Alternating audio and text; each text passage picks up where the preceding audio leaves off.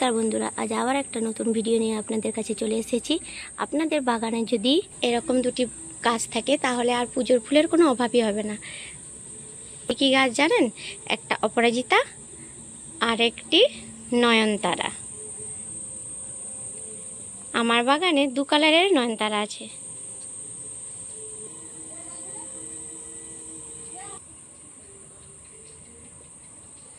এই নয়নতারার বীজ পড়ে কোথায় কোথায় গাছ বেরিয়েছে দেখুন।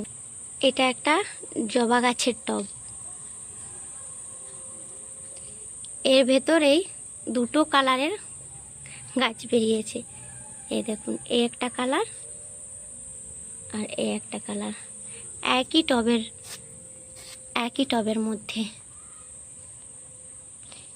এগুলোকে এখান থেকে তুলে অন্য একটা টবে লাগাতে হবে।